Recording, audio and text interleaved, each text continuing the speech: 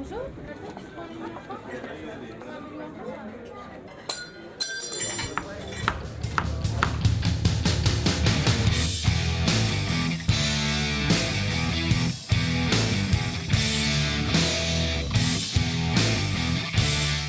always wanted to have my own Michelin star. Cried my eyes out. Half the team cried their eyes out. It was one of the most magical days of my entire life, and one that I will never, ever, ever forget. And just the first thing that came from my mind was just everything I've been through.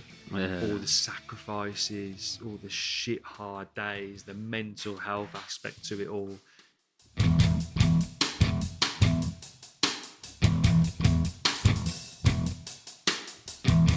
Hello everyone, welcome back. This is the Birmingham Food Podcast, Breaking Bread, presented by food obsessed mates Liam and Carl. I'm Liam. Oh, I'm Carl. Introduce myself then, shall I? Jesus. You know, I was trying to think what to say at the intros. I never you always hit that record button and I sit here and I'm like, what should I say when it comes to me? I did think when you started doing funny stuff and I thought he's going to have to try and keep that up. It wasn't even that, I was just trying to think. I'm going to talk now. You know, we're on over 100 episodes now, so I think it's forgivable. Yeah, man. And there's people that probably never even heard any of the first few. I did think that I must start putting a few of the old ones back up, throw them up out there. Like, you know, you had some bangers. Like. Yeah, Luke some really Tippin, old ones. Godfather of Birmingham Hospitality. Yeah, it's still one of the best ones we've done. It was a great Yeah, podcast. I love that one, yeah. Yeah, we should definitely do it. Anyway, this episode's really long, but really good. Oh, yeah. Before I start waffling on about old times. I know, yeah. Jesus. Unbelievable, mate. I mean, I said it before. I said it in last week's podcast with Alex. You know, when you made a list of people you started with, Tom Shepherd was definitely on that list. What if someone said, like, what's the dream? What's the dream of breaking bread? What is it? We would say, well, sitting in a Michelin-starred restaurant, talking to a Michelin-starred chef who's been on the telly and is a really nice guy. That's the dream. And this is what we did with this podcast. Unbelievable. Yeah, he's a cool cat, man. And just like, as I said, just won the Great British American. Well, for us, just won it. Like, we only just seen it. But yeah, then we get him on the podcast and he was so humble and nice and such a cool dude. It's not even surprising anymore. Like, you know, all these people are really nice. How he came across on telly is how he is in real life as well. Yeah. From me, Tom. So talented. Oh, every one of his dishes I wanted to try. Yeah. 100%.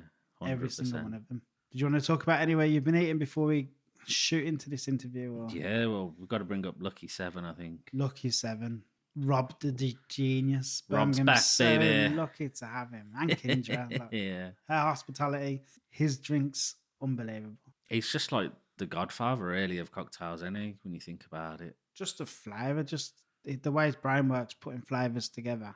Unbelievable. Kimchi party, man.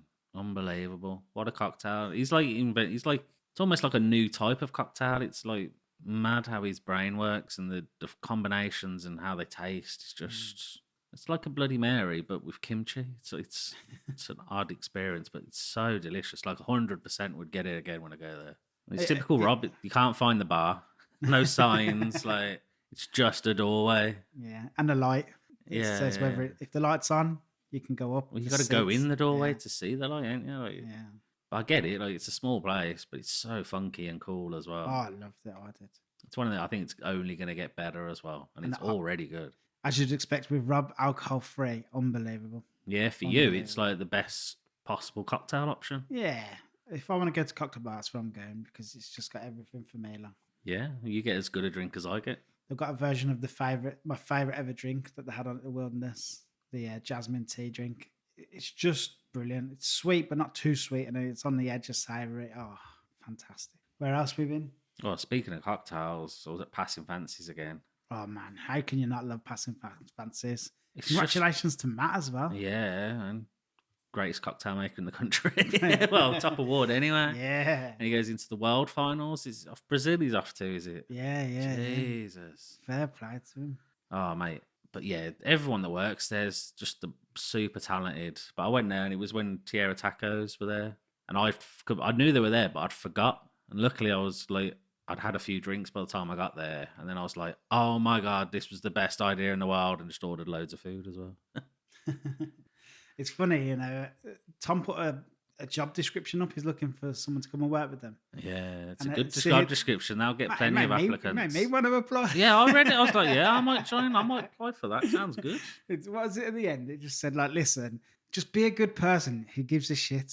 That's all you need to do. I don't care about experience. I was like, that's how you do it. I know, man. Just offering a job just to anyone that's just a good person. Yeah. I said, the three of them, they're such good teachers that they could just mold anyone with the right attitude into a great like cocktail maker. It sounded like great fun. I was really tempted.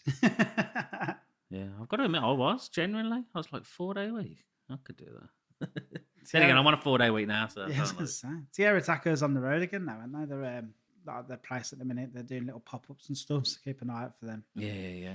Cool stuff, man. Love Tierra Tacos. What about your nice little caldo? So one thing I love that you do is you decide to take a little day off for yourself and go and treat yourself to something nice. Yep. 2 days of the year, only 2. There's 365 of them, and 2 of them are for me. Just me and nothing else. Like, I love my wife. I love my daughter very much. All this stuff. But 2 days are my days, and I can do anything I like on them, which is fair enough, I think. Yeah. And, this one I used to go to smoke. Took myself to smoke for lunch. Like, Stu Dealey's... I mean, I talked about him a lot anyways. Easily one of my favourite chefs. How he does food and thinks about food is just exactly on my wavelength. And yeah, smoke. I went there not long after it opened. I've been a few times. And this was definitely the best time I've been. Like, it's firing on all cylinders now. Like, the drink selection's great because all the wine's from Wine Freedom. They get them from them. The cocktails are brilliant. The food, oh my days, it's so good. Makes sense that it's going to bed in a little bit though. You know, restaurant's going to grow with the chef. Yeah, he's absolutely smashing it now, and it's getting bigger. They're building another terrace out there, so the covers are going to go right up. So, what was the standout dish? It's the one I like. Before I took the photo, I chopped it up, which was the Thai scallops. Like, it came, and just something in my head before I took a photo just went, I'm going to chop this up. And just chopped it up and was like, I took a photo. It sounds like a Stu Dealey dish, that does. Yeah, it was the most Stu Dealey dish on the menu, I think, and it was absolutely just delicious. Everything was delicious. The American pork was delicious.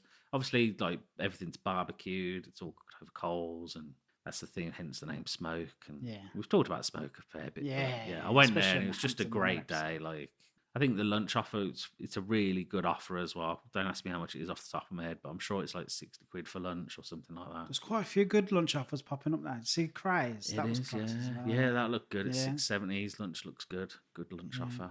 I think it's going to happen now, isn't it? The way things are, people are going to be looking for a bit more value, I think. Yeah. Well, fair enough. Like, yeah.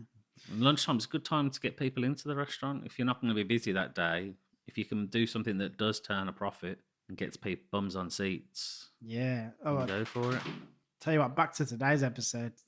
Somebody who doesn't have any problems getting people booked Jesus, trying to get a table there. Trying to get a table upstairs by Tom Shepherd in Lichfield is just... you were on there the day the bookings went out, when you? They went out in May, I think, and I booked a table for May next year. And you were on there straight away trying to get booking. Oh, yeah. I think it was easier to get Foo Fighters tickets. Yeah, that would have been way easier. Like, it's ridiculous. Like, fair play. Like, Jesus, to be booked. But that's not just because of the Great British Menu. He's had this since he's opened. Yeah, definitely. Because we've tried a couple of times to book and thinking, there's plenty of time. Yeah, we'll book for... How many times have we tried booking for Christmas? I think we've tried the last, 2 Christmases. I mean, it's a small enough restaurant, but still, to be that oversubscribed is ridiculous. Yeah, what a nice problem to have. Yeah, I mean, he deserves we talk about it He deserves everything he gets, man. It's class. Just a real insight into Tom's story, how he's got to this point. Some good tips for business. He's very screwed on as a businessman, which you sometimes don't get with chefs. So just loads of great insight. Get to know one of the nicest guys in hospitality. This is Tom Shepherd.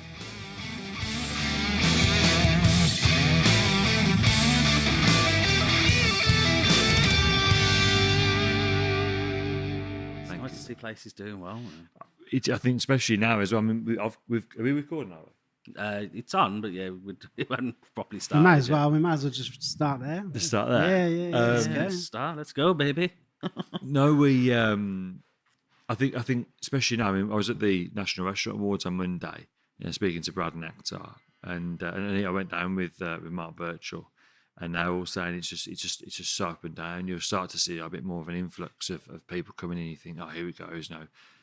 The sort of quiet times have gone and we'll start to build, and all of a sudden you'll get a week. And he said, like Mark was saying to me, like, the week before was just shocking, like absolutely shocking. So yeah, I'm so happy that this restaurant, hasn't and not going for that stage at the moment. But there's obviously reasons for that, which is amazing, especially with like Great British Menu and obviously. But the bookings are mad. Like Tom booked in for May Yeah. next year, so that's nearly a year, and I booked it a couple of months ago. I think It's crazy, isn't it? I mean, that must be so nice to have them books full for that amount of time. Oh, it's just incredible. The support that the upstairs has had since the day we opened has just been absolutely phenomenal. The Lichfield community, first off, just absolutely just took us in from the very get go. They were just so interested and excited about upstairs opening.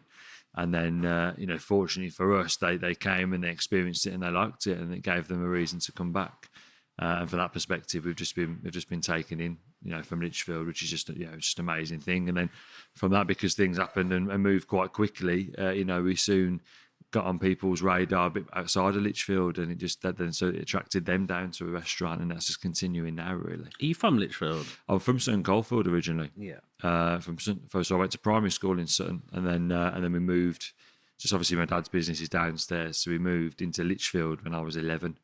I'm 35 now, so 24 years ago. So it's your dad's business that's below us? So it's City Jewelers. It literally opened 24 years ago, but it wasn't here. It was in a previous place, which was a lot smaller. Hence that Dad's downstairs to a bigger premises, and why I didn't need upstairs. So that was the prime example of me coming upstairs, really. Sutton's only down the road there, isn't it, really? It's not far from here, Sutton. No, not at all. No, we get a lot of... That was the thing. It's like even like Four Oaks, and so I actually grew up like Four Oaks, and that side is closer to here. You've got to drive through Shenstone to get to Lichfield. Yeah, you do, yeah. And we're there. So to be fair, it's and like same with Tamworth. Lichfield's a really good sort of middle gap around a lot of different places. So you can even go as far as like Derby, Burton. Nottingham's probably a bit far, but it's only 45 minutes away. So people would still probably definitely travel. If you're travelling from Birmingham, where I live in sort of Stafford way, it's over. It's nearly an hour to get to Birmingham, and I wouldn't even question that. So there's no reason for those people not to as well. So, and they don't. And it's like Derby, and then obviously this end all the way to Cannock, and obviously Rugeley and Stafford. That way, Tamworth, Sutton. You've got like all the areas, and they would literally come in just for here.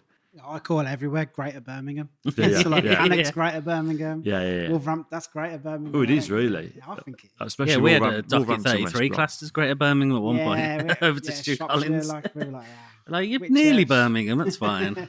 The funny thing is you say that, because we had a few people, and mate, it's funny how you can sort of like annoy people and disgruntle people. But when I did Great British Menu, and Andy Oliver kept on referring to me as Brummy Tom.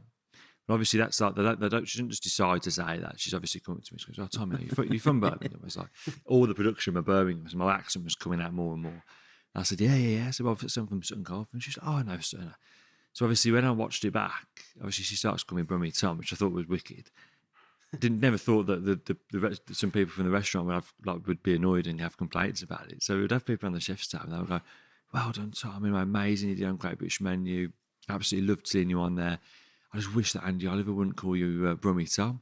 And I was like, "Why?" She goes, "We're not from Birmingham, away from Lichfield." I said, No, I'm quite proud as well. I sort of state that I'm from Birmingham, really. Do you know what I mean? She was like, and they'd all be like, okay, well, your restaurant's in Lichfield, though. I said, no, definitely. I said, well, Adam Hanling's not going to say he's from London when he sounds like a Scotsman. Do you know what I mean? It's like the same sort of difference, but anyway, it's funny how certain things that can rub people up. They've almost taken me in as their own. You know what I mean? Let's say like Lichfield. I've been taken as Lichfield. I've been here for the longest part of my life, but it's funny how personal people can be. The UK's smallest city? Second.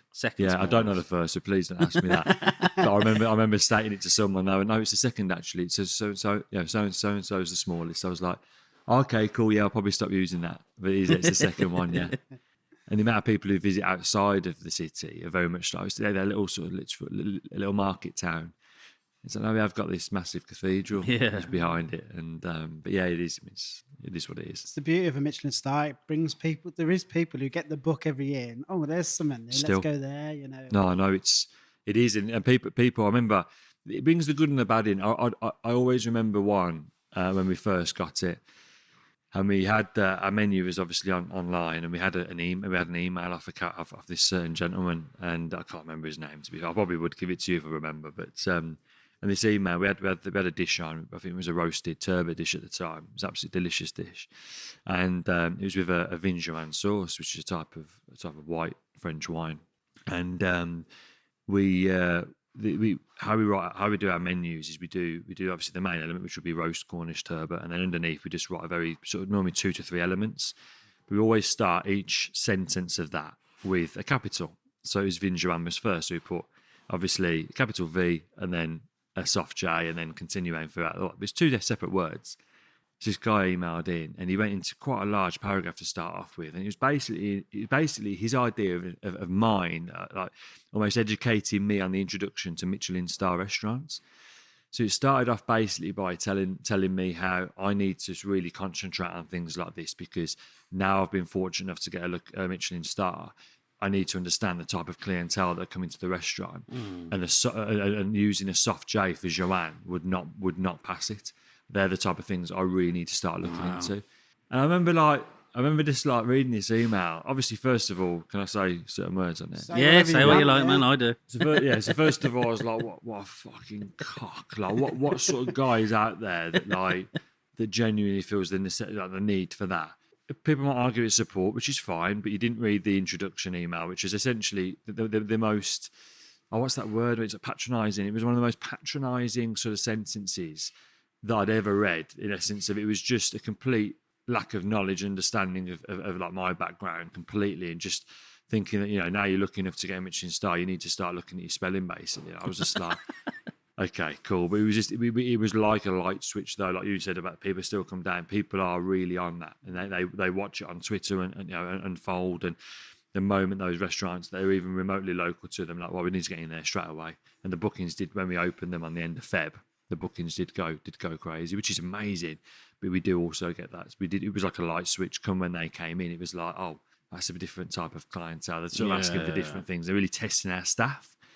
Some people get stuff out of it, but some people don't. Yeah, some people are just nice and normal and just enjoy their experience, and that's it. But some people like to test us, and that's the same in any restaurant. It's the same in any restaurant I've been to as well. In essence of where I've worked, we always get those sort of customers who like to feel that, they're some type of expert on something. Exactly. And they like What to do you quiz do in that us. situation? That do you have to kind of alter your style and alter things you do, or just say, nah, fuck them, let's just do what we do? Well, we use this term, Madagascar, and I think he's like, I think it's what the guy that Ali G plays, and he goes, smile and wave, boys, smile and wave. It's the penguins. It's the penguins. That's 90% of hospitality, isn't Mate, it? Just smile and wave. I literally we use it. We've used it from the start, and I've said to the guys, and it is literally that.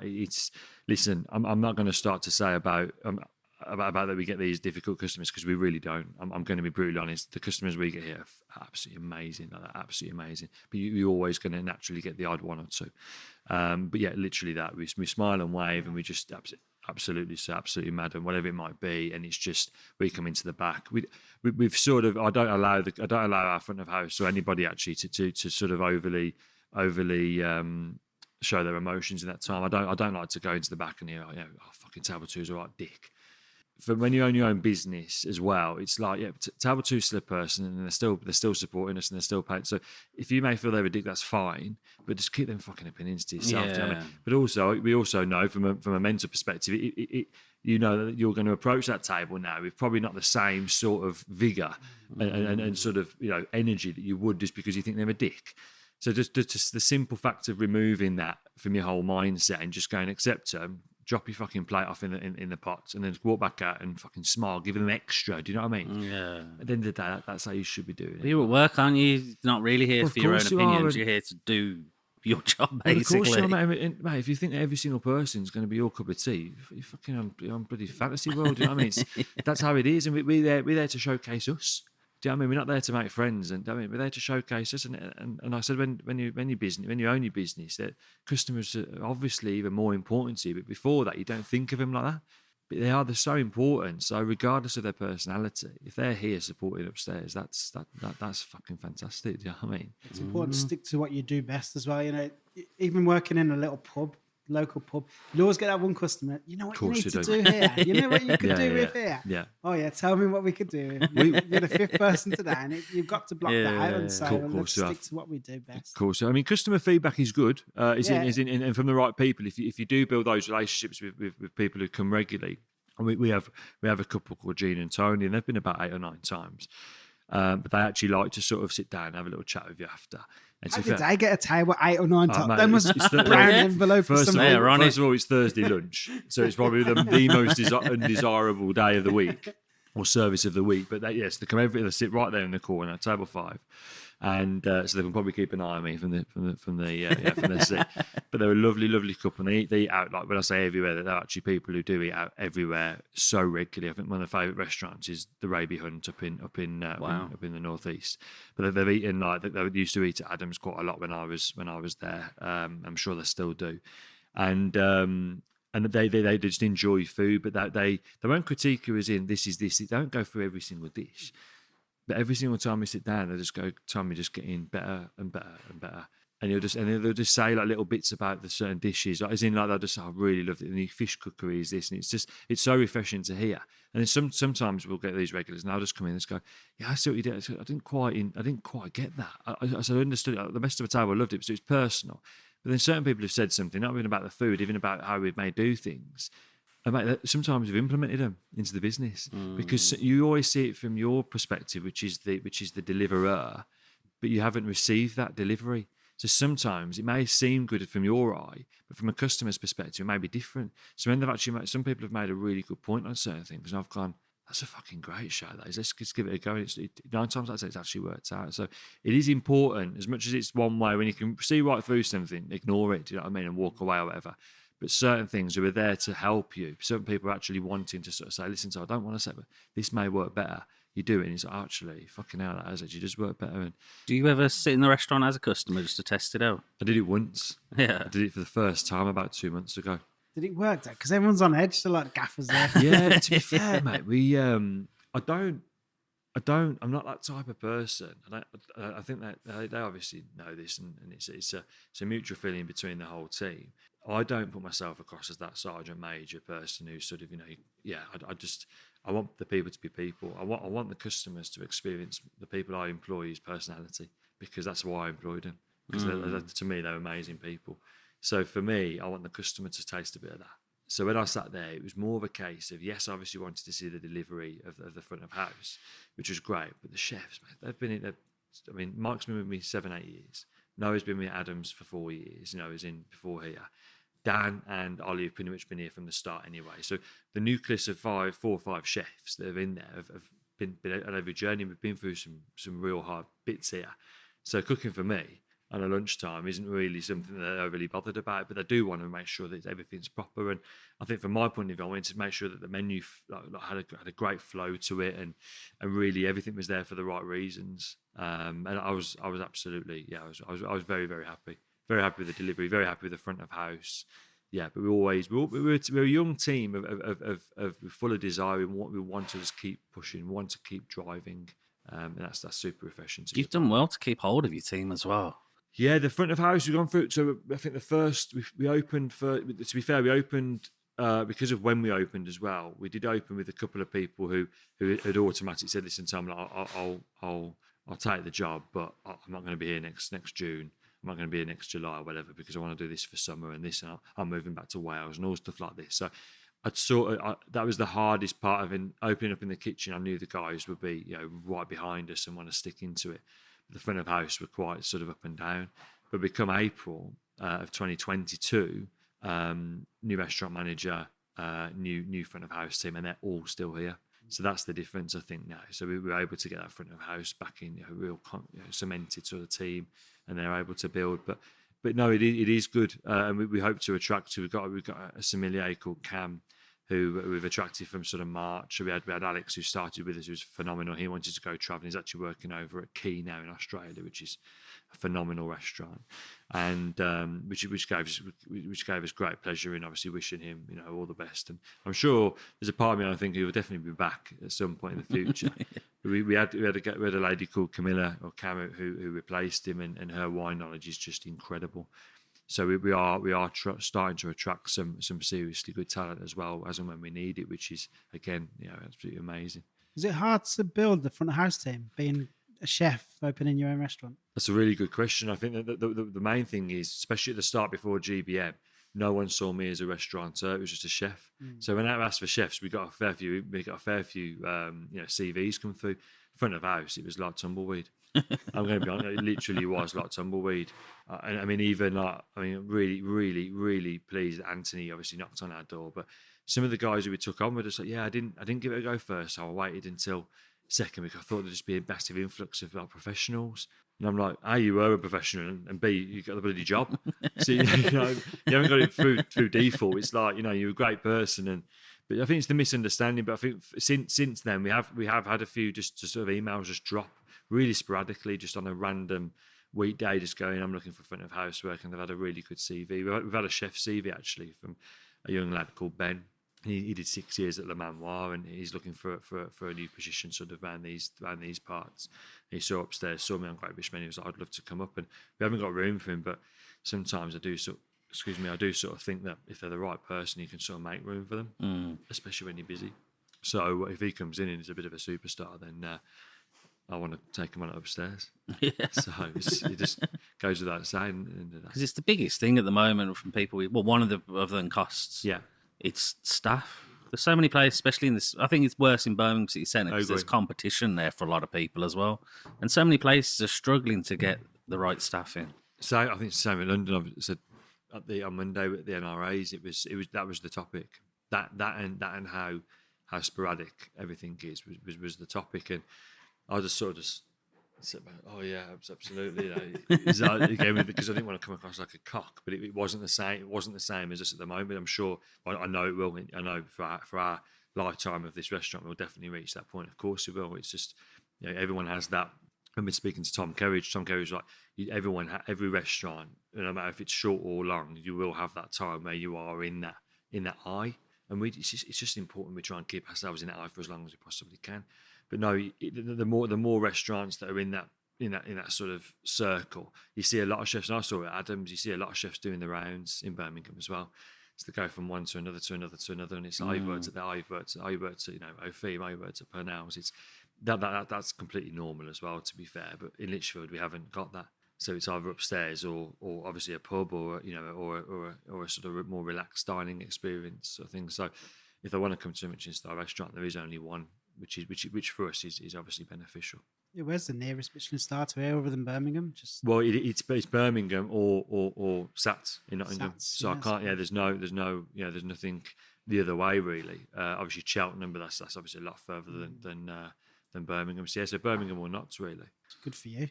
No, it is. It's like even things like the clean air zone in Birmingham, and obviously the trains going down of recent times, and just the expense of staying over there. To get a taxi from some of these areas is like 20 quid, and they haven't even got to fucking worry about it. And I think that's the difference. And there's no clean air zone. You can leave your car overnight and you won't get charged. It's just we parked up. It's £4.30 for the whole day. I couldn't believe it. That's what I mean. It's like, what? That's an hour in Birmingham. Literally, man. And that's the difference, isn't it? And we with all due respect, at the moment, we price our menu right as well. So for us, not saying that restaurants don't anyway, but for us, we're cheaper than anyone in Birmingham. Yeah. So naturally, they're probably that's including some restaurants that haven't got a star.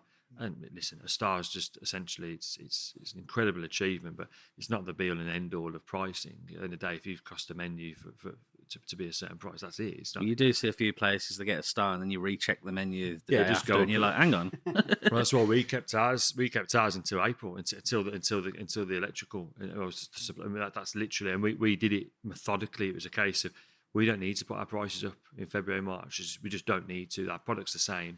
And then equally, we're going through seasons as well. So we're going out of sort of winter into spring, but the spring season was a bit slow. So, and then all of a sudden we get to like end of April, and I get the electricity bill that went from 1,200 quid to 3,600.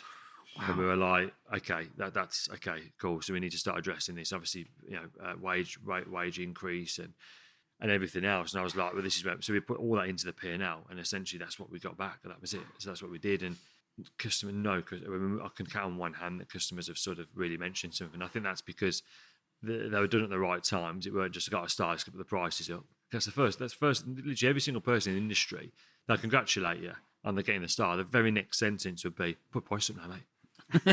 And it's like, yeah, I haven't. Yeah, I don't really go for. I mean, I don't really think of the Michelin star and then go, "I can put my price." I never thought that. Do you know what I mean, say with GBM, everyone was like, "Put your price up again now." No, I'll probably just keep them the same, to be fair, because the menu works and there's not much point in doing that anyway because you're going to piss people off. But I suppose since you are in a position where you're in Lichfield and you do have regular sort of customers, they'd notice straight away. Of course, I said I can count on one hand, and I think that from their perspective, it was just a bit like our lunch menu used to be like even looking back now, which we've only been open 20 months, but we used to do 3 courses for 35 quid. And that wasn't a promotional thing. That was just like that's our menu. But they were like we used to do like main courses of like pork belly, and we used to do main courses of like chicken main courses. We never used to have like the turbot and like the hogget that we've got at the moment, or some ex dairy cows or anything like beef, anything like that. But the snacks used to be minimised, and we never used to serve the gazpacho and all this. And we used to turn around to each other and you said that it's not about like there's a balance and there's a middle ground, and for us it was a case of the lunch menu isn't everything that upstairs does and can do. So I thought to myself, I want everyone to come here and experience what upstairs is about, and having all those snacks and having the gazpacho and having the dishes that we do. That's what upstairs, having the Thai green curry. This is upstairs, and when you have the 3-course lunch, it's not. I thought, how can we sort of manipulate it where it's a case of that we're still doing a cheaper product, a more reasonable menu price, but they're still having upstairs. So we started doing a reduced tasting menu. So that essentially they had all the same start with the gazpacho. We then changed the sort of first and second courses, and then had the same main course, and then the dessert was the same. And it went down an absolute storm. But some people have gone, how can you go from 35 to 60 quid? And we're like, well, look at the ingredients on the menu type of thing, and look at the experience. Do you know what I mean? So people do look at it like that, which I understand. I get that. Yeah, how can you go from 35 to that, and you've only put I think the email read like you've gone up from 30% or 35% on your lunch menu, but then you've only gone up by 9% on your tasting menu. I was like, yeah, that's pure. The 9% is purely on services, and then the actual 35% is purely on services and ingredients. Do you know what I mean? Yeah. That's the difference. So. But as I said, it's not, I mean, 99% of people actually do have the tasting menu anyway. I just want to be known to at least offer a second option. Basically, it's not too expensive. I'm not expecting people to fork £90, £100 out every single time I come here. I think that to have that little differential of cost, I think is good. I think it's pretty obvious that you're not all about profit. Yeah. That's not the reason why you've done this. And anyone who opens a restaurant to become a millionaire is just insane. Anyway. Well, you don't open a fine dining restaurant. Yeah. I can tell you that for free. Yeah, definitely. So what is your reason for opening upstairs? I think once you're in this industry, I mean, COVID again, and I mean, you guys would know this. COVID was it was such a difficult time. But I'll tell you one thing, and this answers this question so shortly in consideration to what you could say. Not once in those 2.5 years, 2 years, did I ever question the industry I was in. I never thought it's time to come out of India. How many people did? And I just sort of think to myself, like, that's not a negative. I'm not saying they're all all idiots or whatever. I don't even got an opinion on it. All I'm saying is like I would never have questioned. I think that is the answer to that question. In the essence of the moment I started in this industry, I had a goal from the very first time, and it wasn't one of those fantasistical sort of kid sort of answer. I want my own restaurant. It's like one day I want to work up to have my own restaurant. So every single step that I do in my career, it will be on purpose for a reason to get me to the position where I want to be. And I'm very fortunate because the mentors that I work for, I chose to work there. Obviously, very fortunate to get the job there. I didn't just go, I'm working for you now. Well, good luck, whatever. Like you're the lucky one. Of course, I went for a trial, and some trials at SATs were like 3 days, absolutely brutal. But that was it. And for me, it was like that they were all part of that plan. And I was very fortunate that I've worked for all the mentors that I wanted to work for. And then Adams was a case of the finishing school where it was a bit of a guinea pig for me, which is amazing. The people who own the property or own the business or own the restaurant, the name was above the door, but it wasn't Adam, it was Tom in the kitchen doing the food. And it was a bit like, let's see how this goes down now. And unfortunately, it went down very well, and that just gave me more and more confidence to do this. And Well, we and that both was ate there when you were the head Yeah, we chef did, there. yeah. Separately, I ate there, then you ate there a few weeks That's after. class. And that was when you were there, and that was fantastic. I look back at Adams as really fun because I was there from 2017 to 2020, and every year I just grew. And 2017 was really turbulent and quite difficult. I just started, and I had the confidence to be head chef, but I didn't. I was very much wanting to learn on the job. 2018, I really started to develop, and the back end of that year, I really started to understand what my product was. And equally what Adams, what the restaurant and the customers of Adams sort of wanted in their style, so I could bring mine into that.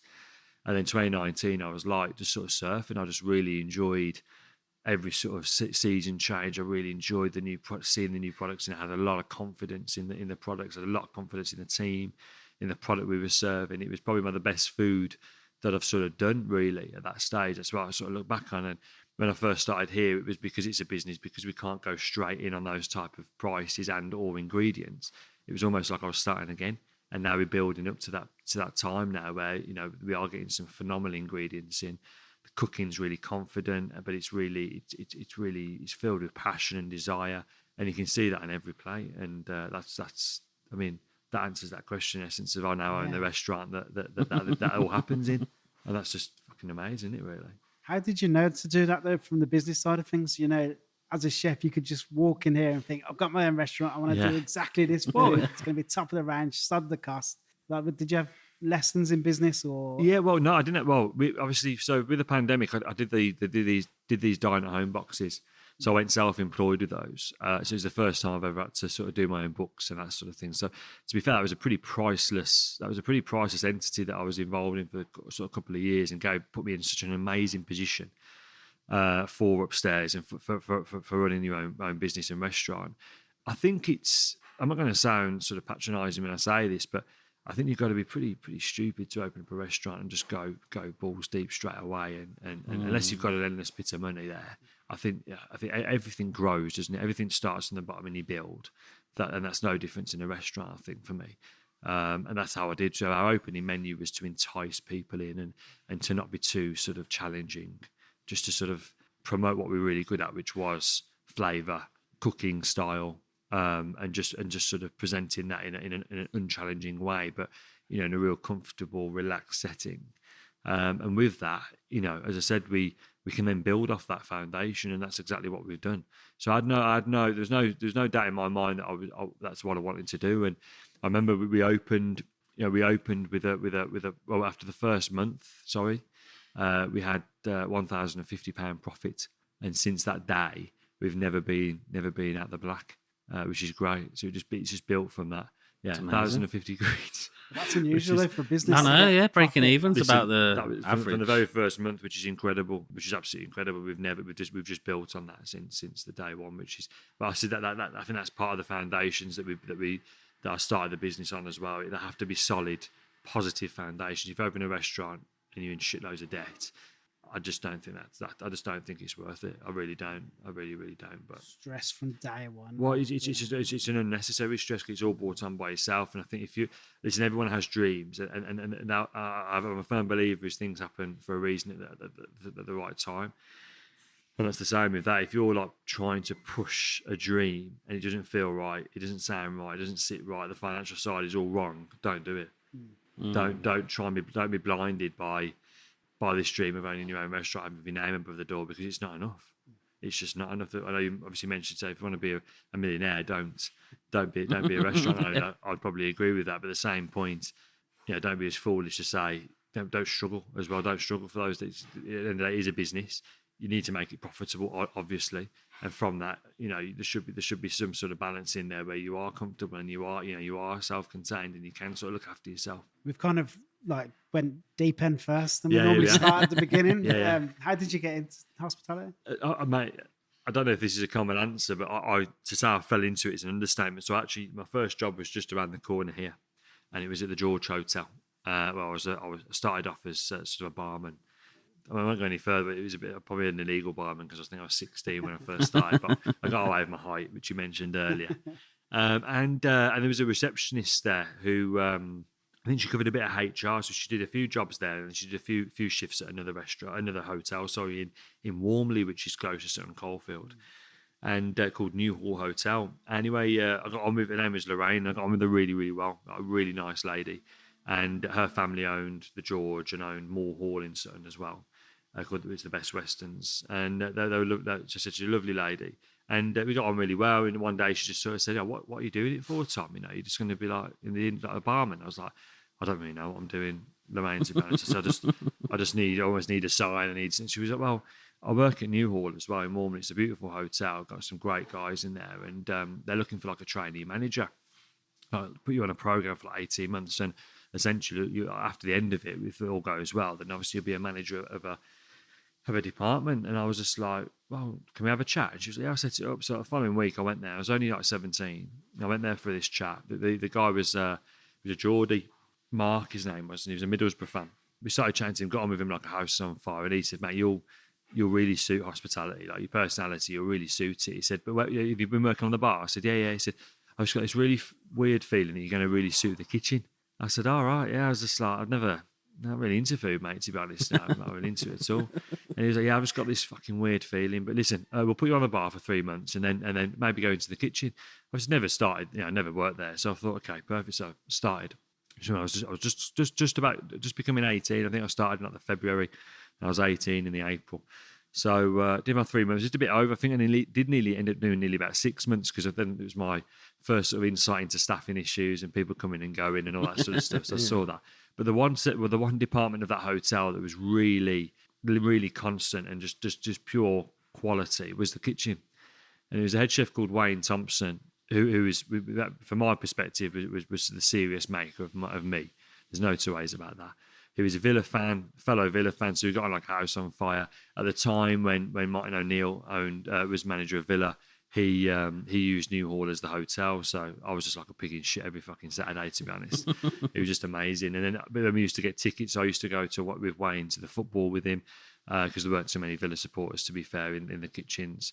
And he constantly said, when you're in the kitchen with me, Tom, when you come into the kitchen with me, And we did, and the day eventually came, and I was super excited, and I was just watching the lads and the girls in there just really sort of pushing themselves, and I just thought, actually, that could Mark might have a point here. That sort of personality and that approach. I'm a fucking I'm quite a sort of a progressive sort of guy who really wants to push, and I work fucking hard.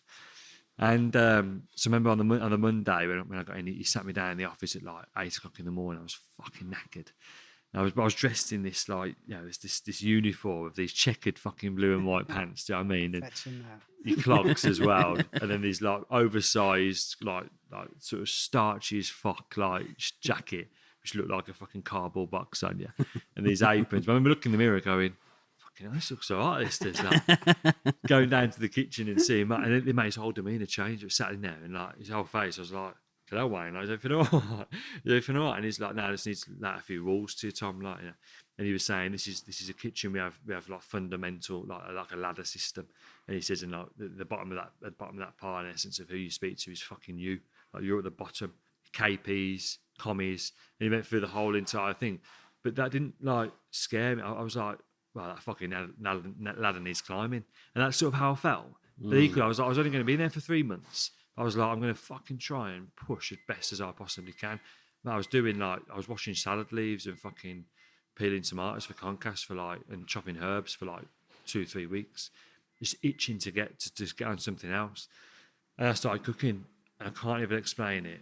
The moment I started cooking, every single thing just came naturally to me. Like everything was just completely natural. Even like knowing the cuisine on steaks. I'd get a fucking steak out of the oven. We used to have this rump steak on in the terrace restaurant. And I'd feel it, and he'll be like, Wayne would be like, what is it? I said, it's medium. I don't even fucking know how I knew that. But I was like, how do I know that? And even little things like, we used to always do sausage and mash in there with like onion gravy. And the sausages, like, I'd know that they were probably a little bit under, but with the rest, they'd be like perfect. But I don't know how the fuck I knew it. Do you know what I mean? Yeah. And then like, I'd season stuff, and the first time it was mashed potato was the first thing I seasoned, which is really bizarre. I did it with the sous chef at the time there, and he was like, "Mate, Tom, I just want you. I'm gonna add a little bit of salt to it and see if you taste the difference." So I was like, "Fucking hell, that's unbelievable!" It's like it's brought out like the butter and the cream, and he's like, fucking mate, good lad. Like, you add some more. It needs more seasoning. I'm telling you, it needs more seasoning, is it? But we need to reach that like peak of like seasoning. Everything just tastes fucking delicious, but we don't not have salt, so it doesn't go over. So I'm like, okay. So I'm there seasoning it. I'm like a little bit like something. I'm like, well, that to me just tastes unreal. So I think that's spot on, yeah. So he came over and he like put his spoon in it. So it tastes like, have you done it? I was like, yeah, I'm done. He was like, mate, that's seasoned perfectly. And then we got to like 2-3 months. No one spoke about me moving out of the kitchen. And like Wayne just basically one day was just like, mate, your seasoning, your cooking ability is like far and beyond people that come from college. I would really consider this as a job. And I just went home. Bear in mind, I was going home every night, every sort of week, and my mum and dad were like, Tom, like, I've never seen you so passionate. This is amazing as an 18-year-old kid. Like, you were so passionate about cooking. I was buying the books. I was watching Ramsay's Boiling Points. I just fucking fell in love with Gordon, mate. I just watched him. I just thought, I've never seen that much desire. I've never seen that much passion like, in my entire fucking life. I just looked at Gordon. I want to fucking be him. I just want to fucking be him. And that was it. And it just got to a point where I was just, that the 3-month conversation happened. I was fucking no chance I'm being anything else. And to be quite honest, at 18, my mindset's exactly the same today. I just pushed myself. I ended up doing 3 years there. I moved on to the Samling up in the Lake District. And we gained a star there, which was the first time I'd really been sort of involved with Michelin. A lot of the team there had been at Michelin-starred restaurants. That's front and back of house. So I was very fortunate to join that team. And it was just this pursuit of a Michelin star. And for 2 years, it was just a magical journey. When we got it, I fucking got really upset. I think I was like 21, 22. No, I would have been 23. And I got really upset. Yeah, 'cause I was just like, fuck, it was hard. But now it means I can move on. And the day after we got the star, I handed him a notice to one of my best friends. He's still one of my best friends, Alistair, who's the general manager there. But I was like 23. And he was like, you're a young little fuck. Like, you know what I mean? But he's like, you're a great guy. And he goes, where are you going? I said, I'm going to a 2-star. So I went to Michael Wignall at the Latimer when I was 24. I worked there for 2 and a bit years. And then for when I was between 26 and 27, I did a bit of work down in London for a few friends. And then I started at SATs after that. To be developed. So you decided you wanted a 2-star. How did you decide which 2-star to go to? I was in awe of Michael Wignall. Yeah. And I think the main reason was it was sort of at the time when Instagram had just sort of started up and the sort of the chef sort of following had started. And I just saw dishes after dishes after dish of Michael putting these up, and they were the most exotic dishes in essence of ingredients that we couldn't afford at Samling. Do you know what I mean? We were talking like on a single menu would be foie gras, crab, scallops, clams, razor clams, turbot, cicadilla, fucking smoked eel, oysters, caviar, fucking truffle. And I was like looking at this menu and I was just like, it was 125 quid. I mean, it'd be about 400, 500 quid now, I think. Yeah, it's just for the cost of ingredients. I was like, I just want to fucking work there. And I went down for a trial in the November time of 20, what would it be, in 2013, 2014. Man of very few words. I saw him on Monday as well, but man of very few words until he loses it. He's a man of quite a few words, but they're very choice words, and I don't give any. We use your imagination for that. Fortunately, I was never on the back end of that, which is good. But no, I went down there, and it was the most meticulous, methodical restaurant I've ever seen. I did feel the pressure. I felt the pressure big time. I just knew that a lot of the chefs had been there. So I went to Samling where a lot of them had been in 1 stars. I went to the Latimer, a lot of them had been 2 and 3 stars. And I was like, fucking Jesus Christ. I was 25, 24 at the time. I remember being one of the youngest in the kitchen. And I was a chef de partie, and I think the other chef de partie was like 33. The other one was like 35. And I was just like, yeah, I don't know if I'm fucking good enough for it. And I fucking smashed it. I mean, I really pushed to get my head down. But very aggressive kitchen, not from Wignall, just the chefs in there were just came from sort of old school places. And I just hadn't. So I just didn't get that. And it's quite mad that now, sort of 10 years on, the kitchens that are like what I was then are now everywhere. And that's what's really good about the industry, because there's just no need for it. There's just absolutely no need for it. It's the culture we've got upstairs is one where we just look to support and promote people and just give them a platform where they can really express themselves, which I didn't really have that platform, to be fair. But then I sort of back and think, well, those restaurants never got the best out of me. So I did my all for them, but they never got the best out of me because I never felt that relaxed. Do you know what I mean? But that was the reason. I just looked at his food, and I'm still. I said I spoke to him Monday. And he's still a massive part of who Tom Shepherd is now. You know, he's a huge percentage of what my food and philosophy is, Michael is. And Sat is definitely the other one. Sat's a massive, probably the biggest influence on my career, Sat. And who doesn't want to work at Sat Bains? I'm not being disrespectful, but like, man, I looked at the dishes and looked at him as a person. I was like, Sat, fuck it, I just want to work for you. Yeah. And that's literally what it was. I went there, had a 3-day trial, cooked a 3-course menu for him. And by all accounts, Michael gave me a phenomenal reference by all accounts. And after that, and really fast forward into now, Sat's one of the biggest supporters of Upstairs, both on social media and obviously personally. I've still got his little. He gave me a little love letter note when we got the star, and from him and Amanda, which I've still got because it's inspiring. It inspires me every day. He probably won't accept that, but and then equally, you know, he promotes us at every given opportunity. Me and an awful lot of other chefs as well that used to work there. He calls it the Sat Bains stable. And even at the NRAs, there's about 6 restaurants that are in the top 100 that are owned or run by chefs that used to go through there. Michelin is countless restaurants are in that guy that used to work through Sat. So it seems like just an amazing fella. I never met him, but obviously watching him on telly and then listen to the Nightcap Paul Foster's podcast and how much Paul says about him. Sat's definitely his biggest inspiration for sure. He's told me that in person, and we both have. Well, I've said it earlier myself. There's no filter with Sat. There's absolutely zero filter. So what you see is exactly what you get. Don't expect to rock up and have this muted version of Sat Bains, mate, because there's one doesn't exist. If it does, I haven't fucking seen it, and that's what makes Sat. That's what makes him so amazing. But my God, I remember going to John Freeman, who's again just such a fucking amazing guy. He's been a head chef there for, might be wrong saying this, but I think it's about 15, 16 years. Wow. I mean, he's not old. He's only early 40s, if that. And I remember just going to him just saying, "Mate, I knew Sat was going to be good, but mate, his palate, his take on those 5 tastes that he does. He does the 5 tastes. He does all the salt, sweet, bitter, umami, etc. His whole philosophy of each dish is on that. I just thought, I didn't give it much thought before I went there. I just thought, oh, it's just a product that he does to sort of, you know, just to give the customer something else. I don't know what it is, but I didn't really give it that much thought. It's almost like that little key with each dish that gives the little circular key. It is color coded circular key, and with each dish, some might be heavy in salt or umami or bitter or sweet, and each of those circles, whatever ingredients are in there, whatever the taste buds are, he'll put those on there. So some might only have 2 or 3, some might have all 5, and different variations of circles depending on how big that sort of push is. Mate, it's all from him.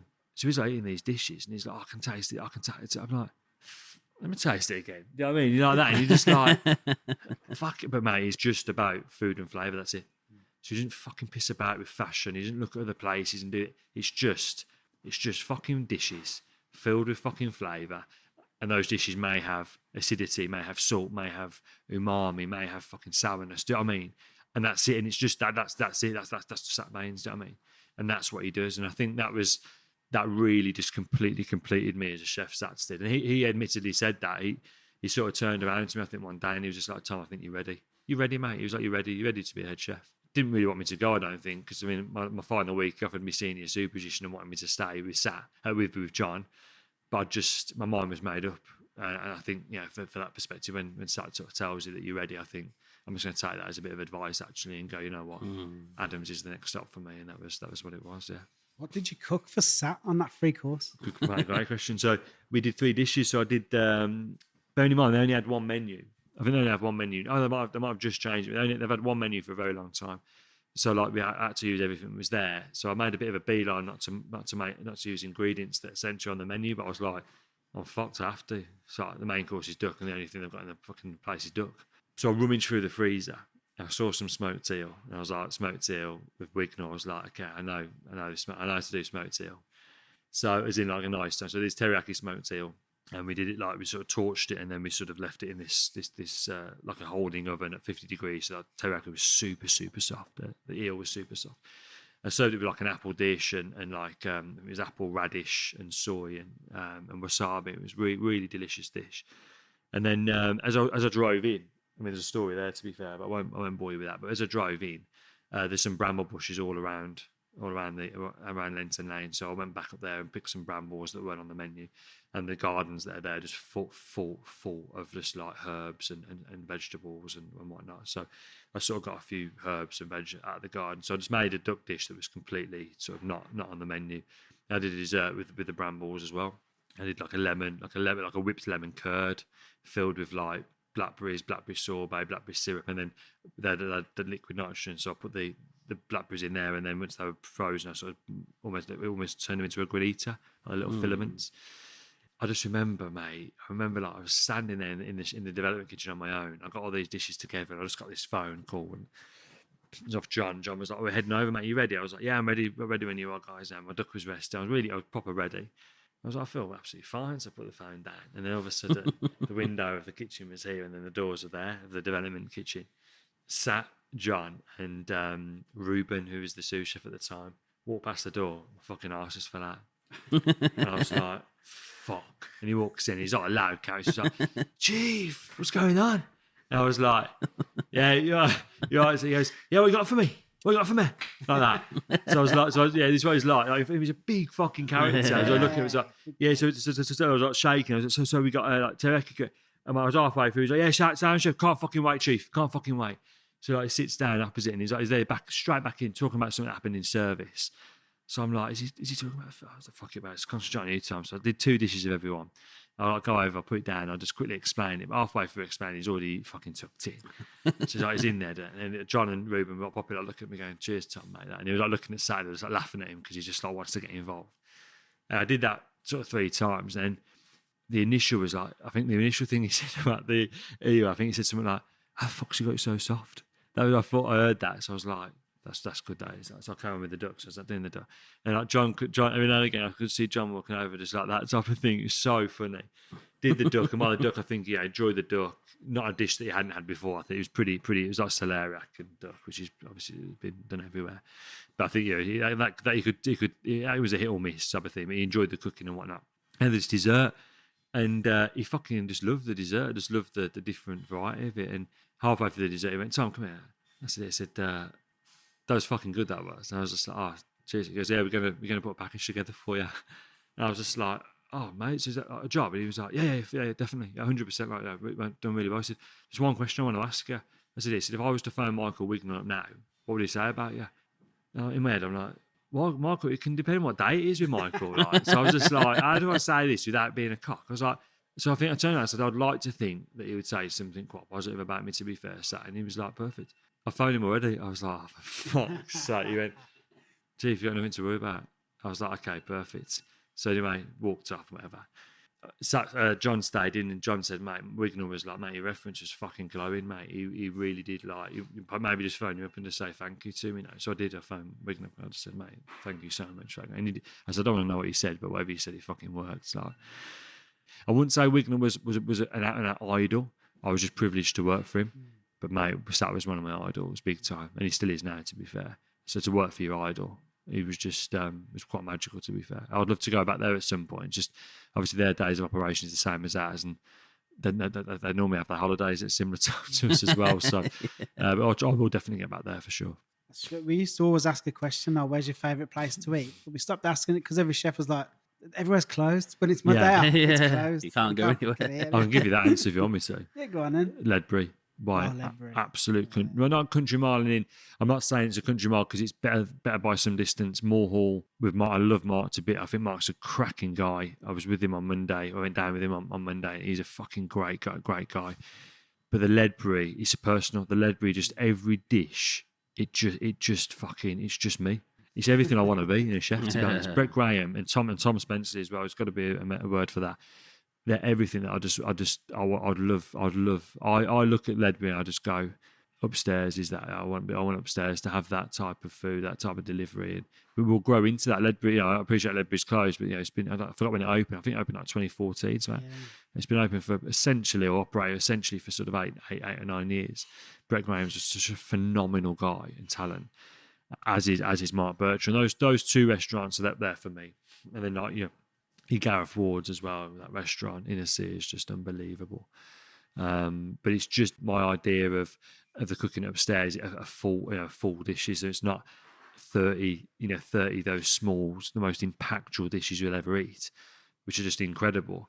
The Ledbury is more of those whole dishes, which is the product that we do upstairs. So naturally, excuse me, I'd warm to that really. But those three restaurants for me are the best in the UK. But the Ledbury just tips it for me. Yeah. So whenever anyone asks in the restaurant, I'm always like, just go to the Ledbury. You'll fucking love it. Good that you got an answer, because half the time we never got an answer. So we're like, Yeah.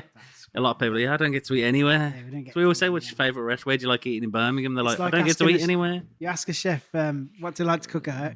It's beans and toast or something like Fucking that. is, isn't it? That's the thing, isn't it? Pot Man, noodle like- or something. with me and Charlie, we've got this. I used to work for a Canadian chef called Cameron, and he used to do the chicken wings before chicken wings became what they are now. Yeah. He was doing them like 2014, 2015 with the blue cheese dip, the fucking celery and carrot crudités.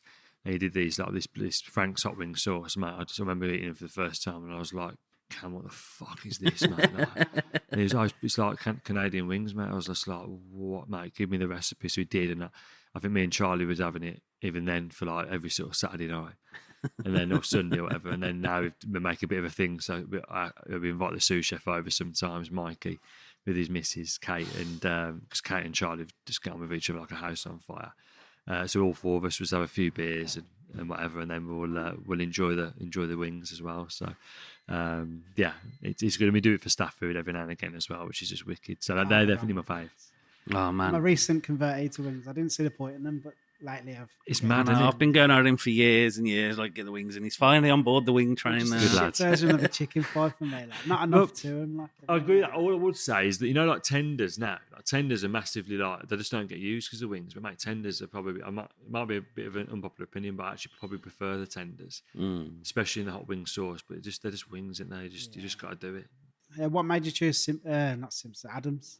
I wanted to come home. That was the first thing. I wanted to come back to Birmingham, and me and Charlie were ready to sort of.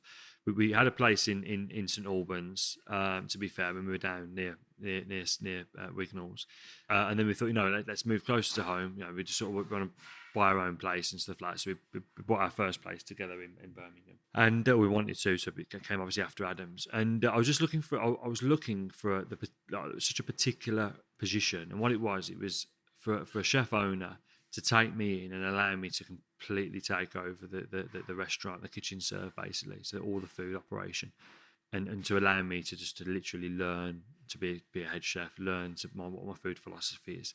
Is that a common thing that happens or not? Oh, I'm going to say no. No, I wouldn't think I'm so. going to say no, mate. Yeah, I think. Especially when you got your name above the door. Well, that's you it. Give it away, like. Well, Adam was in. So I first met Adam, and mate, we got on like a fucking house was on fire. The first conversation we had, and it was like this sort of light bulb moment where I was everything that he was looking for at that time, and he was everything I was looking for at that time. His kids at the time were like, I think there's Hugo and Jensen. I think Jensen's the older one, to be fair. So I think Jensen was about 4 and Hugo was coming on to 2. And they got to that stage which they just sort of missed their dad, basically. He was never at home. And he just says, I just love the option of just not being here every service. And I was like, man, I can totally see that. And in my head, I was like, I sort of don't want you here every service. I want to sort of let my wings sort of like. So that was it. And we opened up, and literally from the get go, he had a few nights off from the get go, which I look back now and I'm just like, fucking hell. But I enjoyed it. It was good. But that's so Adams sort of it was not so much Adams as the place as I have to go to Adams. It was more of a case of that sort of foundation was great. And after coming back, I did quickly realise that Adams was a very popular restaurant. It was sort of known as the restaurant that was quite difficult to get into, ironically. And then on top of that, it's just a beautiful restaurant. You walk in, the bar's massive, and you get a seating area, a little booth, and then the restaurant's just big and it's nice and very quite classical, but a lot different to what we do here. But at the same point, I was more than happy to create a product there that was going upstairs into the restaurant. So, and the kitchen was. I don't know if you've been to the kitchen. Yeah, You've I seen it, yeah. went to the chef table downstairs. It was It's fucking huge. It's like kitchen of dreams, isn't it? Really, it's a bit too big. I'm not saying that as a negative perspective. It's impossible to have your eye on everything, which I like doing that. So, not that I'm like a micromanager or anything. I allow people to do what they need to do, but at the same point, you do want to be in service. You want to sort of try and see everything. So that was quite hard at Adams, but no, that was it. And it was just the perfect timing for both of us, I think, and that was just how it sort of came about. And then we bought our first place in Feb 2018, moved in May 2017 to Adams, and then bought our first place. We rented up until the new year, and then the new year we bought our own place, and had Grace here after that, and a little daughter, and that was it really. So quite very fun memories at Adams. Wow, yeah, it was very good. Adams is like straight away. It's what I would imagine the Michelin-star restaurant to look like. Couldn't agree more. It's a lot of people now try and do the relaxed fine dining. Yeah. But that's not what they do. They do the proper. They do, and they stick. I've had a conversation with Adam about this, and it's like he's often used the term every sentence. But you know us, mate. You know, when we do something, we want to do it fucking properly. It's fucking right, mate. They do. They don't want to do half-arse. They come to Adams for that. It is fine dining. It is. Will it age? I think it possibly will, without sounding too hard. I think it will. I think the service could become over time could become stiff. I think is that a bad thing? No. It is what Adams is. Do you know what I mean? So that's it. It's just like that. And you go there. If you go to Glen Eagles or the Waterside, they're still doing silver serve and a la press, mate. Like, you go there for that. Yeah. So then Adams, you could go there for that sort of strict structured service. So there's nothing wrong in that. You just essentially find the customers who want that type of experience. I would love to go to Le Gavroche for that exact reason.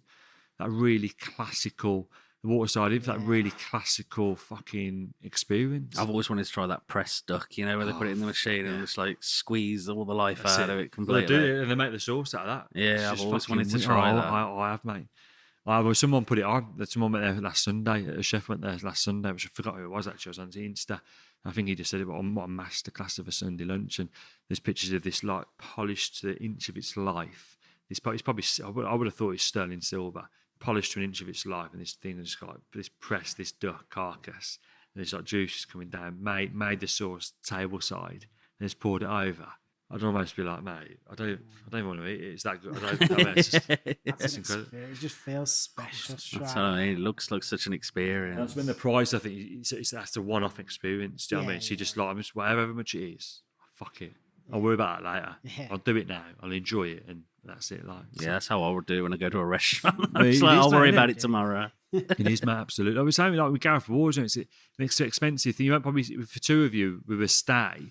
Because it's a mission to get to. You won't see any change out of $1,000. I know, my missus, I'm going in July, so my missus is paying for it for my 40th. Well, it's incredible, isn't it? But you don't choose that as an option. Yeah. You go there because it's fucking, look at it. You go there because of what it is. Do you know what I mean? The best restaurant in the UK, just been voted.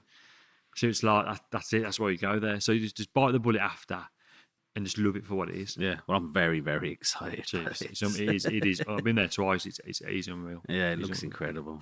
So then after Adams, we obviously got to upstairs, which we've talked a bit about. But what was it like winning a star so early on? How many months was it? It wasn't many, was it? Yeah. So we opened October 8th, and then we got the phone call on February the 8th, and then obviously we come out on February the 16th was the actual release date of our star. Did you expect it? Absolutely not, mate.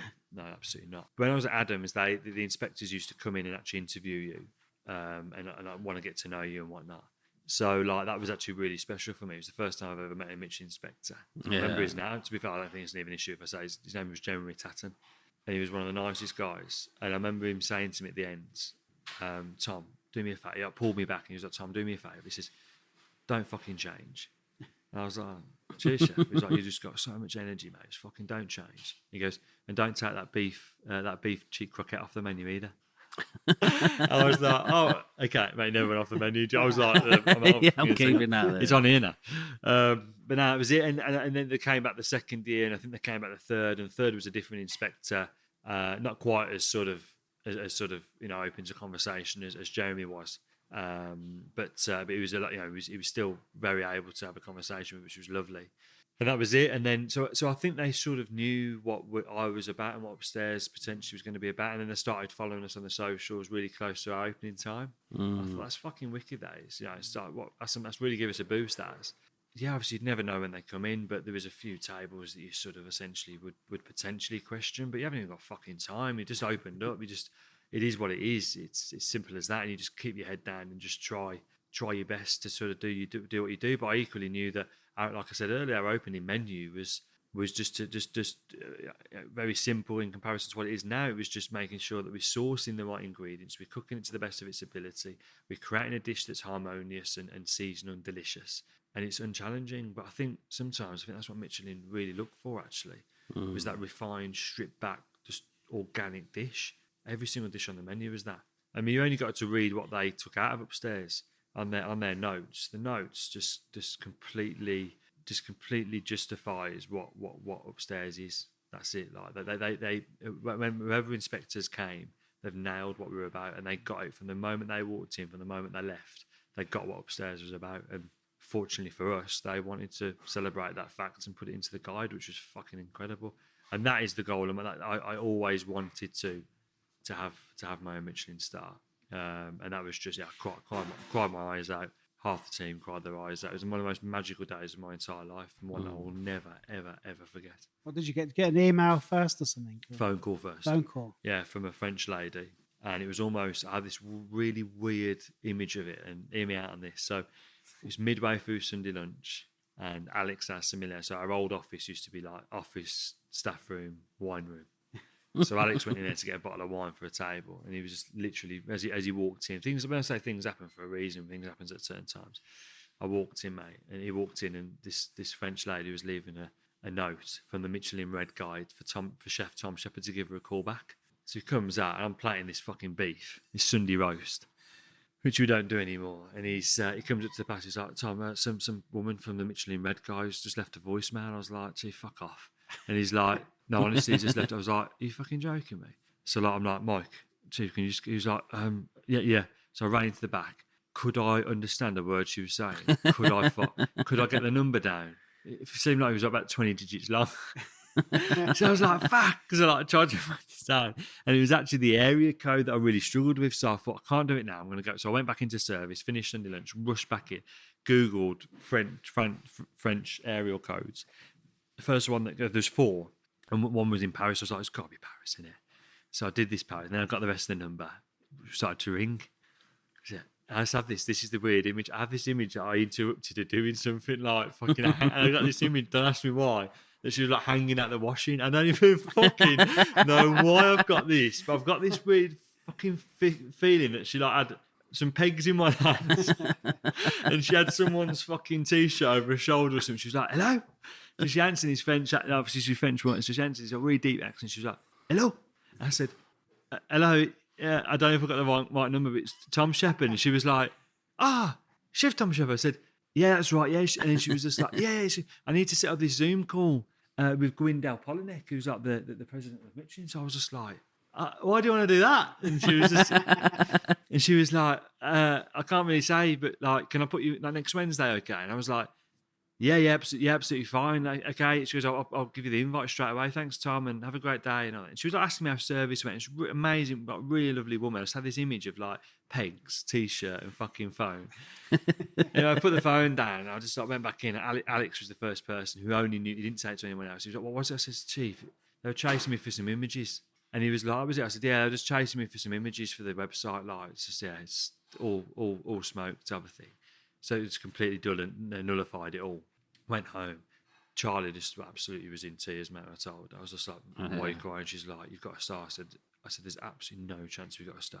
I was like, A, the timing, but B, I was like, it doesn't come out for another fucking 2 weeks. I was like, there's no way they're going to tell me the biggest achievement of my entire life 2 weeks before. How the fuck am I going to keep my mouth shut? So I got no sleep Sunday night, no sleep Monday night. So cruel to do. I know, yeah. But mate, by Tuesday, I'd convinced myself, because I was fucked. I convinced myself there was no chance I got a star. I convinced Charlie that we hadn't got a star. Started saying the Bib Gourmand's come out a week before, so I probably got a Bib Gourmand. They're probably just telling me, because obviously COVID and all that. And she's like, yeah, possibly. So I came in Wednesday, mate. I was on pastry at the time, because that's what the section I did at the time. Smashed pastry like I hadn't smashed pastry before. The phone call was at 5:15. I went back into the office, locked the door, 12 minutes past 5. I thought, I'm looking forward to it, but at the same point, I know it's not going to be a star. Sat down on the desk. Anyway, it was at A through A5 media or whatever. And they came on, just this English guy, and he was like, hi, Tom. I was like, fucking knew it. So I was like, hello, mate. You all right? He said, yeah, can you just like sit back a little bit, mate? And just, you got a laptop or computer? I said, yeah, like computer. He's like, you can just tilt the screen a little bit more forward. So I did. And he was like, perfect, okay, just sit up straight. So I was like, this is a fucking hell. I remember my knees were like shaking. And I was just like, yep. And he was just like, okay, Gwendale's going to be on in a second. I was like, fuck, he is as well. Thing went blank, and then all of a sudden he just pops up. He's like, hello, Tom. I said, hi, Gwendale. He was like, you good? You okay? I said, yeah, you? And he was like, oh, I'm fantastic, guys. And he was like, going for this. And he was like, I think he said something like, it's risky opening a restaurant in the pandemic. I said, yeah, this has been going well. He said, I think my inspectors are struggling to get in. I said, oh, fucking hell, don't say that. You know what I mean? So he was like, and he was like, but they did. He says they did, and I would like to say congratulations and award you with 1 Michelin star. And just the first thing that came from my mind was just everything I've been through, all the sacrifices, all the shit hard days, the mental health aspect to it all. I just thought to myself, this is why I did it. I think this is actually, it all just became complete, like all of it just made sense. All the drive, all the push, even opening this place was fucking so difficult when we first opened. Staffing, and we had a big leak on the water. I was just like, it was carnage. We had building control all over us because they didn't do the final checks. I was just, leave me alone. And all of a sudden, like the council, we can't do enough now with the council. They're just like, we love you to bits. Do you know what I mean? Yeah. So it's like building control, don't worry about it. Do you know what I mean? It's like that now. It's just everything was just made in that one moment. And then I came through to tell the staff. There's a video on my Instagram from a CCTV thing, from showing the time I told them. It was just the most magical time, mate. It was when I told them, everyone just lost it, lost it. Imagining, do you know in Only Fools and Horses, when they come out of the auction house, making all that money, and they're getting the Reliant Robin. Literally, mate, it's just, I had to have about 10 minutes to myself. They asked, when I was on the Zoom call with Wignall, they asked me to call Charlie. So I called Charlotte up and told her, and they recorded me like doing the voice there. I couldn't speak then. And Wignall was like, Tom, we're going to leave you now because we can sit. And I was like, thanks, mate. Press go. And then I just had a chat with Charlie, and then I sort of sobered myself up, and then went into the time. I was like, guys, I need to speak to you all. Like, I said, something's happened. I couldn't look at any of them. And they were all like, what's happening? And I just got into the call and I said, guys, I just received a phone call, and we've just won 1 Michelin star, and everyone just fucking lost their shit. I got goosebumps. Mate, it's unbelievable, mate. And it was that feeling that it was that feeling then for the whole day and the whole week and then the whole year. Every customer who came in, and people coming in that night. Yeah. And we were like, we're Michelin stars. We obviously didn't say anything. We were like, and near the end, I remember Ian Taylor, the Villa player, he came in for Valentine's Day 2 days before we were going to be, and he was like, mate, this is fucking good, this is, mate. And I was like, oh, thanks, Ian. And he went, nah, like, it's, like, you could get a Michelin star for this, mate. And I was like, cheers, Ian, that means a lot, that does, mate, you know. And he was like, yeah. He said, well, when does it come out? I said, it actually comes out in 2 days. I've got everything crossed. Obviously, 2 days later, we got a star. He's like, told you get a star. That. He's like, it's because of me. I fucking wrote to him. I was like, fucking shut the fuck up, mate. But no, he's a friend of the restaurants now. She's just fucking mad, really. So. I'm just thinking of that fella sitting there all day telling people they've got Michelin. What a job. Just sitting there, right, you've got the Michelin star. Like, that must be incredible. Well, we went, so my first ceremony was this year. Yeah. So obviously I would have got it last Feb. The first ceremony was at Silverstone in March. And so I went there, and obviously because it was after GBM, so I saw Paul Ainsworth, I saw Tom Kerridge, obviously saw Sat, saw Michael, and saw like friends that I've made now for the industry. Fucking incredible, mate.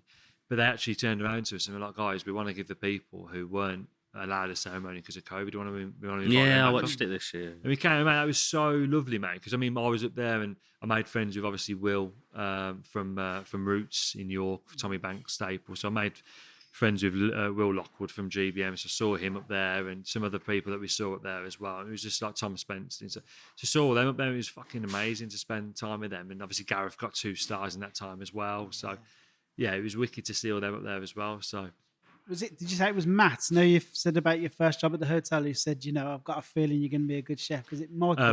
Mark, yeah. Do you still know him? I don't, mate, to be fair. How did you not ring him up after when it started? Remember me? Remember you said? Literally, I think, so a customer came in about 2 months ago. Mark Clayton, his name was. He came in about 2 months ago, and he went, Mark, he's so fucking proud of you. I was like, can you make sure he fucking comes back in here, mate? Because I ain't got his number. I don't know where he lives. I mean, so I think he's a bit back in the northeast now, but he's like, mate, he wants to book in. I was like, mate, if there's one guy who walks through the door, I'd probably say, mate, I'd give him the biggest hug. 100%, just because, I don't even know if he's into food. I don't really know enough about him because I've learned all that now.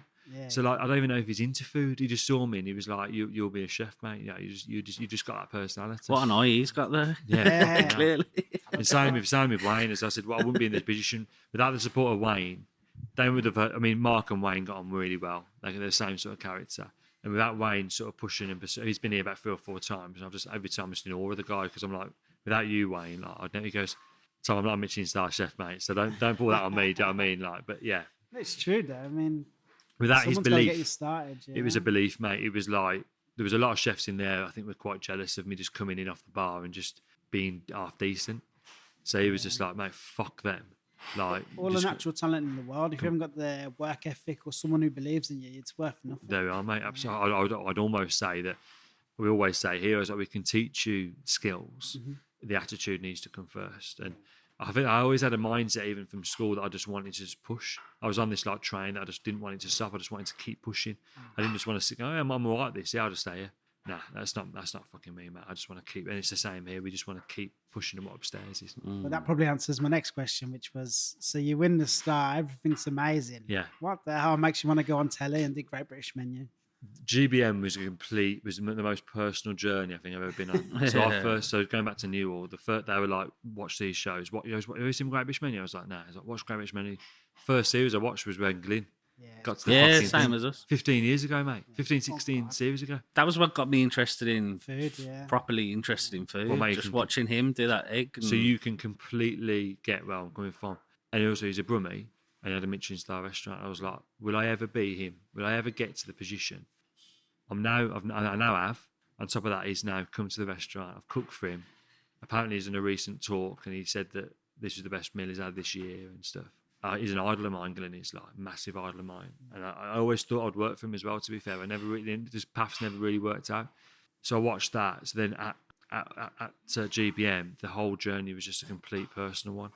And I remember just like saying it to them as well, saying that I watched Glenn do this 15, 16 years ago. And like, if I'm in a position now to replicate what he does, gets a dish to the banquet, I'll be fucking just incredible. And I did. And that was it. It was fucking hard, but it was one of the best experiences again that I've ever done. No, you absolutely smashed it. It was amazing. I mean, mate. you could have had 2 courses easily. I wish. Yeah, I mean, I think maybe in former years I potentially would have. I think there was just a bit of a beeline because I think the last year that Spencer had 2. What more? I mean, watching him, he could have the whole fucking menu, mate. Yeah. that was the most impressive thing. What he did in every single course was the most impressive thing I've ever seen. I think he's. To say he's a veteran of the competition, I think he's the best. I think he's the best chef who's ever been in that competition. Yeah, like it's as simple as that. But I think you could tell he kind of struggled at the banquet trying to get the 2 courses. Well, so I'd heard this It's after. a lot of work. But I think Tom Courage was what he sort of said to me. He was like, Tom, and he said it to Nick actually. To be fair, not me, but he said to Nick, he was like, Nick, like, there's no way, like, because Nick obviously got the fish and also got 40 for his dessert, so he could have been 2 chef. I think Nick was a bit like, what happened? And he was like, mate, to be fair, we just sort of made a bit of a beeline, just going, guys, only do 2 chefs if you actually have to. And they obviously felt that Adam's dessert was way up there as well, so they thought easy, just let's let Adam. I mean, that dessert did look great as well as yours. The concept, the best concept. I think potentially one of the best dishes. Yeah, as in fell in line with the banana fell in line with the Desperate Dan cow pie. It was so creative, but the dish itself was fucking amazing as well. You must have been like, I'm going to give him a pie. I can't believe I'm going to do this. Fucking crazy, mate. Like, it was just, yeah. Proper pie as well, though. Yeah, not like fucking a about. real pie. Gee, I'm not about this puff pastry lid bollocks, mate. It's an all-round fucking encased Yes, pie. I mean, People promise a we've pie, had it's this. A puff pastry lid is not a pie. No, it's a at all. stew with a fucking lid on it. That's it. With the shit lid on it, that. Yeah, hot crust pastry all around, filled with just, yeah, it's fucking incredible, mate. Yeah. So yeah, that's what I wanted to do from the get-go, really, to be fair. Yeah, it was brilliant, mate. Watching you on telly was class. Man, I loved it, man. I loved watching it back as well. I know people, but I was just, man, it's a fucking proud moment. You know what I mean? Really proud. And even with MasterChef going to the chef's table, when I got that invite, I was just like, fucking hell, this is like, oh, it's amazing. I've been invited again this year, which is just, yeah, I'm so happy. Because that program has done so much for people's business and careers. The guys behind it, mate, are fucking amazing. So Sarah, I wanted to sort of say this, but Sarah Eglin, who's like, I think she's the exec producer. I won't go as far as saying I've made a friend in her, but like, I mean, I call her Eglin. I just don't message now. I call her Eglin. I think no, some people are scared of her. No, just get on, mate. I just love chatting to her, and she's just such a supportive woman. She's come here. that says it all, doesn't it? She's actually come here with her husband and a couple of friends and stuff. I was just like, says it all, mate. Do you know what I mean? So we got on really well, and she's very supportive of what we do, and I think it's her program at the end of the day. Since I think she hasn't said this, but I think if people promote it, I think she looked at me as I was obviously just naturally just going, thank you so much. I was pleasant to everybody there. I was just being myself, mate. I think they noticed that, and I don't know what goes on behind the scenes, but I think they enjoyed having me on the show, and I very much enjoyed being on the show, and that was it really. So for me, I loved every second of it, and I'd do it again in a heartbeat, to be honest. So I mean, you already had the bookings down, but we know people that have been on there and they said that was it. They broke the internet. It did, and it was like getting a second star. It was like it was almost Michelin-starred again. I mean, it was like the same sort of thing, and some actually. I just hope with like MasterChef again this year, we can sort of keep that sort of going, and a couple of opportunities have come about of recent time as well, which hopefully then, obviously put me. I was going to say, you've come across really well on telly. I can imagine you're going to be on telly a bit more now. Hopefully, there's a couple of things in the pipeline, yeah, for sure. Don't know if I'm allowed to say them, to be fair, but there's a couple of things in the pipeline that have all been signed off. So, yeah, literally watch this space, I suppose. But no, definitely, I think. When those two things come out, I think it'll be really good for the business, to be fair, and hopefully they carry on just growing from there. Really, we've talked loads of your time. Obviously, everyone's getting ready for service. We're in the restaurant. It's all good. Carl's going to ask some, like we finished on a fun way, just some light-hearted questions. Perfect. But I've got one of my own, which I haven't been at. So in this restaurant, obviously, people can't see. There's like glass kind of boxes with like nice plants and stuff. Yeah. But then there's one over there, and it's just got a Coke can in it. What's the story? That's an old Coke can as well, mate. So that's as old as me. Yeah. So basically, it looks like when I was a kid. Because of the pandemic, we. I just kept looking. I was like, "Why is I can't not ask that?" It's a great shot. So basically, that's there. So in the pandemic, me and Mikey, the sous chef, were in here every week, knocking down the walls ourselves, and we knocked down one wall in the back stud wall, and literally on the actual stud work was the can of Coke, and down the bottom was a bottle of rum. And I got it out. And my dad was obviously working downstairs. I went downstairs and said, Dad, I just fucking found this in the wall. He was like, that's it, mate, in May 1988. I was born in April 98. So he was like, fucking hell, Tom. And he looked at he goes, is it Calabria, I think, or something called? I think it's called something. It's obviously rum and Coke, but it's called something. Your dad was like, can I have that? And I was like, yeah, fuck me, I'm not bothered. Then for Christmas, when we first opened, he got the lady who did these, called Liz. He got her to do a box for that. And basically, he's just doing a little note saying from like the archive, it was like 1988, meant to be. Tom's opening a restaurant. He's born in 98. Yeah. The Coke can's 98.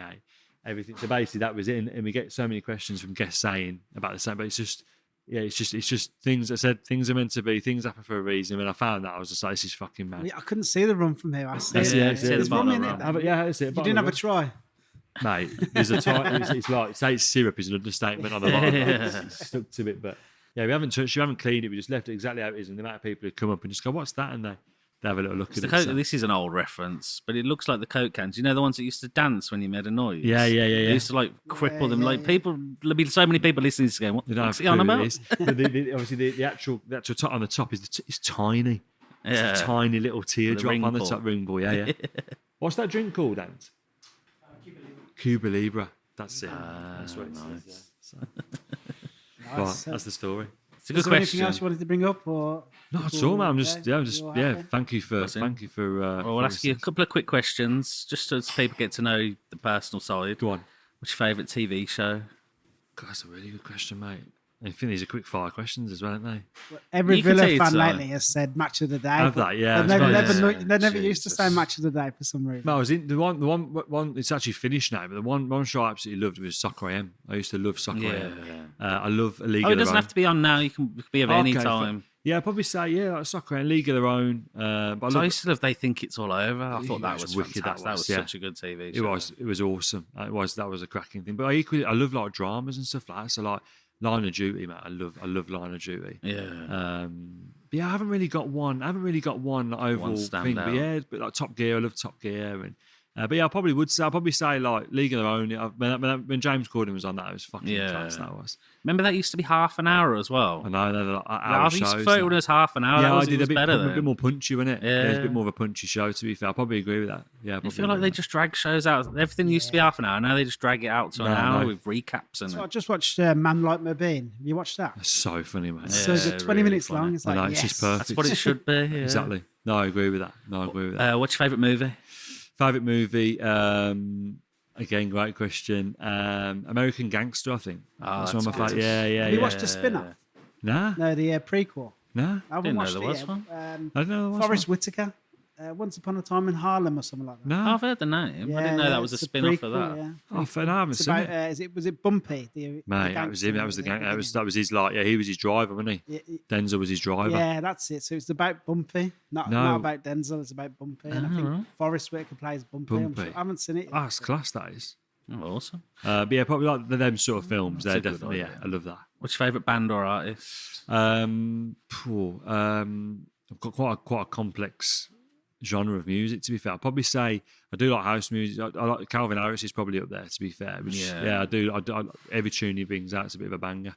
He's done a lot as well. He's done loads and done a lot. For so many people as well. Literally, you don't realise how many sort of like featuring artists there are. But yeah, I think every sort of song he brings out is pretty. Yeah, I'd probably say them too. Probably say Calvin Harris. To be fair, do you have a favourite cookbook? I do actually, and yeah, the one it's a really old one. It was actually it's Gordon Ramsay's Passion for Flavour. It started from like '96, I think it is. It was like when aubergine going into Ramsay's was like it was before its time. And it's always one that every time I go into the back because all my books are here now. Every time I see it, I smile.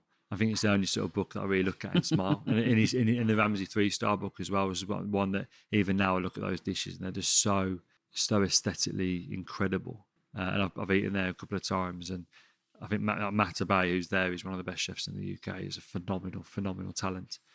And yeah, I think those two. But Passion for Flavour is one that makes me smile every time. I think that's the standout on people's cookbook collections.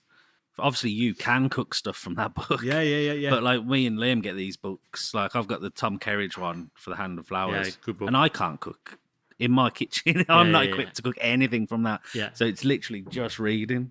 But I think that sets a cookbook collection aside. Yeah, I sort of do that though, mate. I do. I mean, I would never. Yeah, I look for certain recipes in certain books. But to be fair, like the Passion for Flavour, I love just going through it. Do you know what I mean? Just reading it, how the process. Absolutely. Do you have a favourite big fast food chain? Is Wagamama's? Does that count? Yeah, that counts. Yeah, Wagamama's then for sure. Yeah, I love like that a type of Wagamama's. food. I love it. Yeah, I take at the moment. Take my daughter there as well. What do you have when you go there? I always have the. To be fair, I have about three of the starters. So we have gyozas, the buns, and the chili squid is just mega. I just love that chili squid. But for main, I can have anything. I can have I like the katsu curry, which is obviously really plain and simple. What else do they do? They do I have a ramen sometimes as well. I had a salad the other day, which is a bit crazy, but it just sounded like say crazy. It's obviously not bad, but I think I just had. Yeah, I forgot what it was. It was like a teriyaki beef salad. But it was absolutely delicious, man. But yeah, with the mains, I have anything, literally anything. What's your favourite food destination in the world? That's a really good question. I don't. My favourite place I've been to is New York, without a shadow of a doubt. I think me and Charlie went there. It was for my 30th, and we went there and we were like, I could actually live here. And I think there's only very few people who can actually say that. But the food, everything about it was just. I just loved every aspect. We were able to eat in a couple of 3 stars there, and it was just incredible. So that would definitely be my favourite. Would be New York.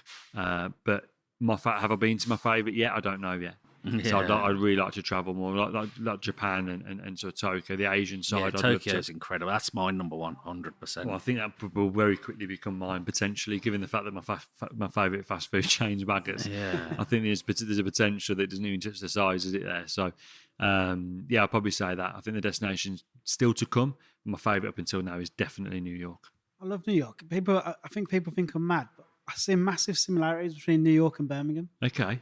Do you know, obviously all the cultures, so many different cultures in one place.